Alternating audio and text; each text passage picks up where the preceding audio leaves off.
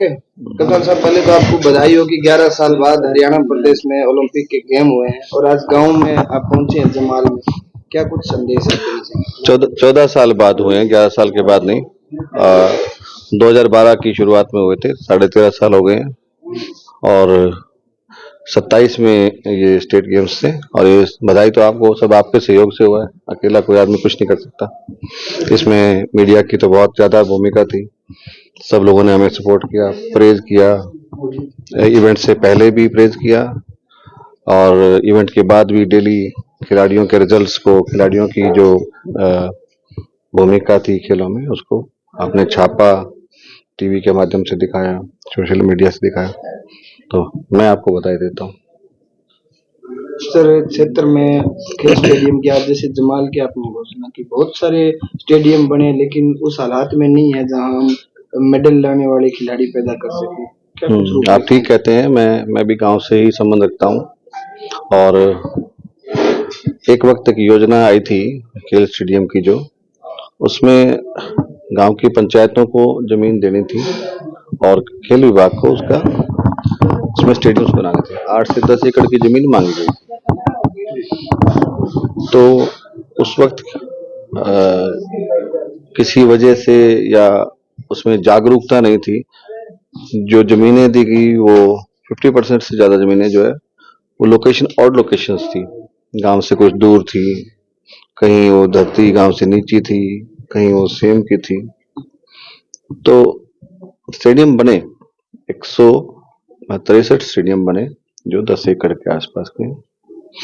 3 बड़े, जो पूरी जो सुविधाएं हैं हमारे पास, 3 स्पोर्ट्स कॉम्प्लेक्स हैं हरियाणा में, और हर जिले में एक जिला स्टेडियम है। 22 हमारे पास sub divisional state sports facilities हैं। 163 हमारे पास राजीव गांधी खेल स्टेडियम्स हैं और 250 के आसपास हमारे पास मिनी स्टेडियम्स हैं। तो जो गांव की बेसिक जो व्यवस्था मैं देखता हूँ उसको मैं रखता हूँ। जो 10 एकड़ का स्टेडियम, जिसको राजीव गांधी खेल स्टेडियम बोलते हैं, उस पे हमें काफी ध्यान देने की जरूरत थी, क्योंकि गांव में था।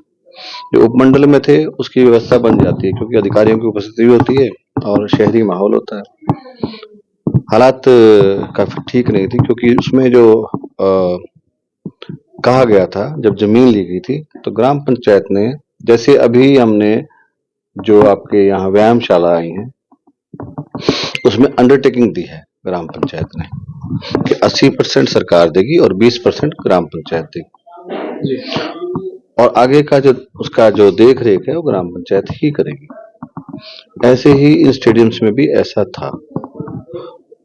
वो उस व्यवस्था को ठीक किया है। अभी हमने सरकार से बात भी की है और हमें पूरे हरियाणा के जो बजट है, हमारा डी प्लान का जो बजट है, उसमें हरियाणा पहला राज्य है भारत का जिसमें डिस्ट्रिक्ट प्लान का मिनिमम 10% रिजर्व किया गया है, जिसको हरियाणा ओलंपिक एसोसिएशन के रिकमेंडेशन से ही जारी किया जाएगा।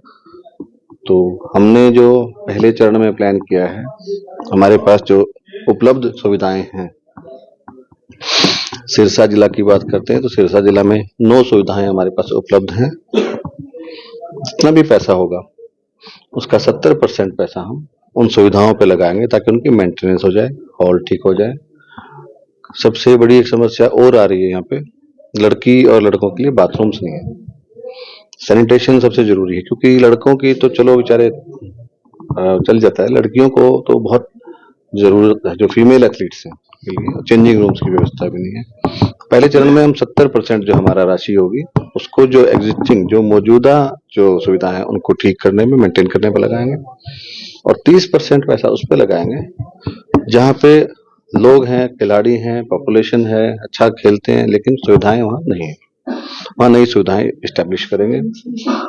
तो उसके बाद जो नेक्स्ट ईयर होगा उसमें उन्हीं सुविधाओं पे जो 9 सुविधाएं थी उनके ऊपर फिर हम मेंटेन कर लें। हर साल ये फिक्स रहेगा। तो एक तरह से आप ये माने कि जो एग्जिस्टिंग स्टेडियम्स हैं, पहले 3 साल में 70% पैसा उस पर लगेगा और 3 साल के बाद उस पर 50% ऑफ टोटल बजट। तो हर साल ये मेंटेन होता रहेगा। मोर और लेस इसमें 20 से 25 लाख रुपए एक स्टेडियम को 1 साल का मिलेगा। सर, आप सरकार के अंदर हैं, के अध्यक्ष हैं। एलनाबाद विधानसभा क्षेत्र में कोई स्पोर्ट्स एकेडमी या कॉलेज के क्या प्रयास? अब तक मेरे पास जो रिक्वेस्ट आई थी या जो मुझसे कहा गया, मुझे जमाल के लोगों ने कहा था और मुझे माधो सिंघाड़ा के हैं उन लोगों ने कहा था, मुझे रूपावास की एप्लीकेशंस आई थी। मैंने जितनी भी मेरे पास एप्लीकेशंस आई थी सारी नर्सरियां मेरी खुल चुकी हैं आपकी। मुझे इसके अलावा कोई भी एक आदमी भी ऐसा नहीं है जिसने रिक्वेस्ट की हो और मैंने उसको मना किया हो। मैं उसी तरफ आपको जा रहा हूँ। अभी हम बड़े स्तर पर हम एक्साई की एक योजना है उस पर हम काम कर रहे हैं। उसके लिए एक अभी इसको आप तय ना मानिएगा क्योंकि हमें एक लीज एग्रीमेंट तैयार करवाना होगा। पंचायत से हमें जमीन चाहिएगी सरकार को 33 साल के लिए। तो उसमें सेंट्रल गवर्नमेंट की एक स्कीम है पूरा स्पोर्ट्स कॉम्प्लेक्स के लिए। मैं उसको आपकी कॉपी भी दे दूंगा आपको अगर चाहिएगी तो। सारा पैसा साई खर्चती है, सरकार का एक पैसा भी नहीं लगता है। ऐसे सेंटर्स कई जगह खुल चुके हैं। अभी मैं जो अभी लेके आए हैं हम एक सुविधा, वो 58 करोड़ रुपए की सुविधा हम लेके आए हैं। वेलोड्रम हरियाणा का पहला वेलोड्रम है। उसमें हमें गांव में जमीन उपलब्ध नहीं हो पा रही थी और जो ये लीज जो होती है गांव में, गांव की जमीन को जो ट्रांसफर करना होता है इसके लिए थोड़ा समय लगता है। तो समय कम था इसलिए हमने उसको कुरुक्षेत्र यूनिवर्सिटी में ही ट्रांसफर कर लिया। लीज उन्होंने दे दी हमें, आसान था वो। तो 58 करोड़ रुपए बजट हो गया, टेंडर भी हो गया, हमारा ओपन आ गया है। ऐसे ही हम आइडेंटिफिकेशन कर रहे हैं जमीन की।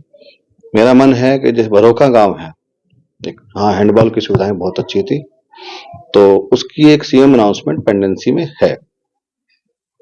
मल्टीपर्पज हॉल है, उसका हम बजट इंक्रीज करके उसको बहाल करके उसको लेके आने की सोच रहे हैं, जो बहुत सुंदर और बहुत बेहतरीन व्यवस्था होगी।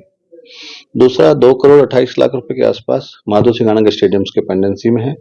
वो भी मुझे लगता है जल्द ही वो आ जाएंगे और माधो सिंघाड़ा स्टेडियम जो एग्जिस्टिंग स्टेडियम है उसमें ठीक ठाक सा व्यवस्था हो जाएगी। इसके साथ साथ सविता पुनिया का गांव है जोधका।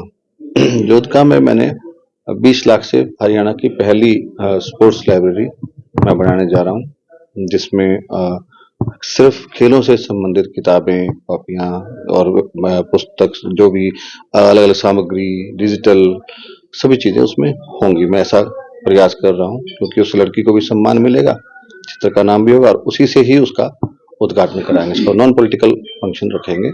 तो सरपंच मेरे पास आ चुके हैं, मैंने खुद ही बुलाया जोधका के सरपंच को और उनसे मैंने लेटर ले लिया है और मुझे लगता है कि 7-8 अप्रैल तक हम इसको शुरू करते हैं। कप्तान साहब, जैसे सिरसा की सीमा पंजाब और राजस्थान के साथ लगती है और यहाँ पर नशे का बहुत बड़ा और युवाओं की मौत कहीं ना कहीं खेलों के साथ उनको जोड़ सके। पूर्व में जो है मुख्यमंत्री मनोहर लाल जी के सामने भी कोटा के लोगों ने मांग रखी थी कि वहाँ पे स्पोर्ट्स यूनिवर्सिटी अगर बन जाए तो इस इलाके का उद्धार हो सकता है, युवा खेल से जुड़ सकता है। डेफिनेटली हमारे पास ये बात आई थी, तो स्पोर्ट्स यूनिवर्सिटी की तरफ तो नहीं, हमने आईआईटी के बारे में सोचा था क्योंकि जहां आईआईटी है उसमें जो यूनिवर्सिटीज या इस तरह के इंस्टीट्यूशंस हैं उसमें स्पोर्ट्स एक्टिविटी भी उनको अडॉप्ट करनी पड़ती है।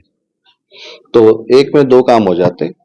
तो जो लैंड जो लोकेशन सेलेक्ट की गई थी उसमें 300 एकड़ से ज्यादा की जमीन की रिक्वायरमेंट थी। रेवाड़ी में भी जमीन देखी गई, करनाल में भी देखी गई, कुरुक्षेत्र में भी देखी गई और हमने बाद में रिक्वेस्ट किया बड़े नेताओं से और हमने इलाहाबाद की भी एक जमीन है जिसको हमने आइडेंटिफाई किया है। प्रोजेक्ट बहुत बड़ा है और मैं कहना चाहता हूँ ये कि पॉलिटिकली हमारा हिस्सा सिरसा का कम है, तो फर्टाइल लैंड अभी तक ये कम है और जहाँ फर्टिलिटी ज्यादा है वहाँ उनका दबाव सरकार पर प्रत्यक्ष अप्रत्यक्ष रूप से पड़ता है। फिर भी हमने लैंड आइडेंटिफाई कर ली है, उसका सर्वे करवा चुके, उसके यहाँ से जो उसकी रिकमेंडेशन आ चुकी है और शुरुआत मैंने ही की थी। मैंने ही सरपंच से मैंने शुरुआत करके इसको यहाँ तक पहुँचाया। देखते हैं कामयाब हो पाऊंगा तो, नहीं तो हम जो नशे की बात है उसमें जबरदस्ती ये नहीं रोका जाएगा नशा। इसमें दो तरीके से काम करना पड़ेगा। एक तो अवेयरनेस चाहिए, एक इसमें जिस तरह से मैंने प्रयास किया था, हालांकि उसे पॉलिटिक्स से जोड़ दिया गया, मैंने प्रयास किया था जितने भी खेल हुए हैं आज तक उसमें मैंने एक भी मेरे कॉन्स्टिट्यूंसी का ऐसा खेल नहीं है जिसमें मैंने किसी भी प्रकार का थोड़ा या ज्यादा योगदान ना दिया हो। उसका कोई पॉलिटिकल मोटिव नहीं था। उसका मोटिव यही था कि लोगों को, बच्चों को बहका दिया जाए और खेल की तरफ मोड़ दिया जाए। मैंने मैराथन की शुरुआत भी की, मैंने जिम भी काफी लगाए, पर बाद में क्या होता है कि उसको देख रेख उसकी नहीं होती है और उससे समस्याएं आती हैं। पर सबको जागरूक होना चाहिए, जैसे आज की शुरुआत है, इससे भी फर्क पड़ता है। थोड़ा सा हमें पुलिसिंग जो व्यवस्था है, जो हमें उनको भी सूचना देनी चाहिए। हम कई बार सोचते हैं कि हम सोचते हैं कि अपना के लिए, इसको भी थोड़ा सुधारना पड़ेगा और आप लोगों पर भी जिम्मेदारी है, क्योंकि गांव का आदमी गांव में ही रहता है, लेकिन आपके पास आपकी निगाह जो है, आप क्रो आई है आपके पास, एक जो ऊपर से देख सकती है सबको। आपको भी इसमें थोड़ा करना चाहिए और हमारे लिए कभी भी कुछ बताया आप। 1 साल की सरकार के कार्यकाल को कैसे देखते हैं? क्या मैं अपेक्षित हूँ सरकार के कार्यकाल पे कुछ टिप्पणी करने के लिए? हाँ हाँ जी। मेरे हिसाब से तो मैं इसको ठीक मानता हूँ। मुख्यमंत्री जो है, उनकी परसेप्शन भी यही है, शायद आप भी मुझसे सहमत होंगे कि वो काफी मिलनसार हैं, आसपास हैं, और मुख्यमंत्री के जो मिलने का समय है वो रात को 12 बजे तक, 12:30 बजे तक भी है। मैं ये नहीं कहता कि रात को मिलने से कोई फर्क पड़ता है, लेकिन इससे लोगों में भावना जागती है, अटैचमेंट होती है और उनको अपनापन भी फील होता है। अब तक सरकार ठीक काम कर रही है। जो मुख्यमंत्री ने अब तक की जो नौकरी लगाई हैं, 25,000 नौकरियां लगाई, ये भी ठीक ठाक थी, इसमें कोई शिकायत, एक भी शिकायत नहीं आई। और मैं तो पर्सनली भी उनसे अनुग्रहित हूँ, क्योंकि जो खेल का कोटा पिछले 5-6 साल से रुका हुआ था, मैं उनसे मिला तो उन्होंने मेल फीमेल जो कांस्टेबल्स हैं, मेल फीमेल जेल वार्डर्स हैं, असिस्टेंट लाइनमैन हैं, डिप्टी रेंजर फॉरेस्ट है, असिस्टेंट जेल सुपरिटेंडेंट है, उनकी जो पोस्ट थी उनको स्वीकृति दे दी है। अभी वो खेल कोटा की पोस्ट आ जाएंगी और 450 के आसपास कोचेज की व्यवस्था थी जो पेंडेंसी में थी, वो भी फाइनल स्टेज पे है। वो भी मुझे लगता है कि वो तो फाइल उसमें आ जाएगी। वो अग्निवीर का जो कोटा था 10% का, उसकी वजह से वो फाइल दोबारा से चली गई थी, उसमें अब उसका एडिशन हो गया है, भी आ जाएगी। साथ में एक फाइल और है हमारे पास जो टीचर्स की और सब इंस्पेक्टर्स की है, इसके फार्म काफी पहले भरे गए थे, लेकिन किसी वजह से वो नहीं हो पाती हैं, तो उसमें भी काम चल रहा है। तो पर्सनली अगर मैं देखता हूँ तो मैं तो सेटिस्फाई हूँ, क्योंकि मैं थोड़ा इंक्लाइंड भी हूँ। बाकी तो आप क्या देखते हैं? क्राइम तो काफी किस तरह का?